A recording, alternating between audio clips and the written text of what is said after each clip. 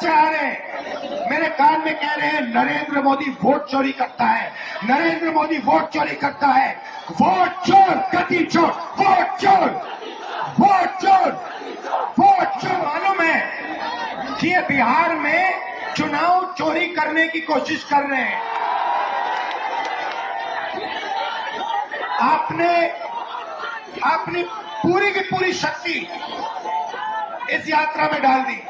छोटे छोटे बच्चे आ रहे हैं, इतने बड़े बच्चे आ रहे हैं, मेरे कान में कह रहे हैं नरेंद्र मोदी वोट चोरी करता है, नरेंद्र मोदी वोट चोरी करता है।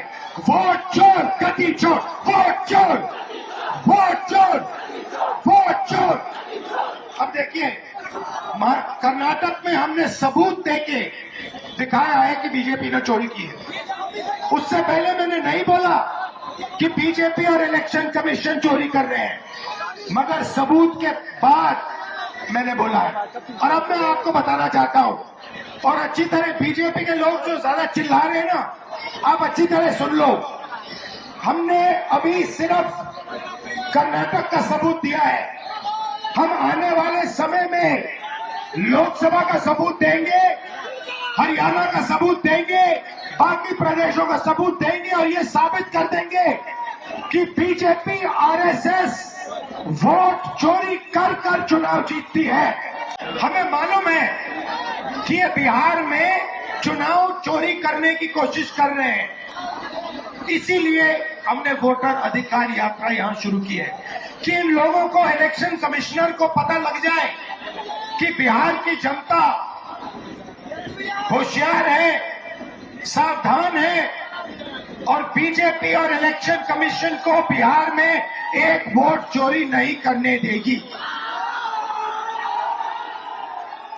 ये संविधान, मेरे जो दलित भाई हैं, आप भूलिए मत, ये संविधान अंबेडकर जी ने देश को दिया है। ये कोई मामूली किताब नहीं है, ये हमारे लिए पवित्र किताब है।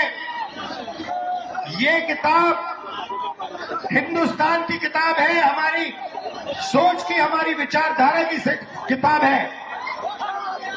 और मैं सिर्फ सारे के सारे दलित भाइयों से कहना चाहता हूं, आप याद रखिए, आजादी से पहले आपकी क्या हालत थी। आपको अछूत कहा जाता था, लोग आपको छूते भी नहीं थे, मारा जाता था। जो भी आपको अधिकार मिले हैं, जो भी अधिकार आपको मिले हैं, संविधान के कारण मिले हैं, संविधान ने आपको अधिकार दिए। और ये बीजेपी के लोग ये सारे के सारे अधिकार आपसे और ईबीसी से और पिछड़ों से छीनना चाहते हैं। भाइयों और बहनों, 65 लाख वोट कटे हैं, लिस्ट निकालिए और देखिए, उसमें ईबीसी है, दलित है, अल्पसंख्यक है, पिछड़े वर्ग के लोग हैं, गरीब लोग हैं, किसान हैं, उसमें एक अमीर व्यक्ति का नाम नहीं है, एक अमीर व्यक्ति का नाम नहीं है। वोट चोरी ये गरीबों से कर रहे हैं क्योंकि ये आपकी आवाज को दबाना चाहते हैं। और मैं स्टेज से आपको कहना चाहता हूं, ये आपकी आवाज को कभी नहीं दबा पाएंगे। हम आपके साथ खड़े हैं।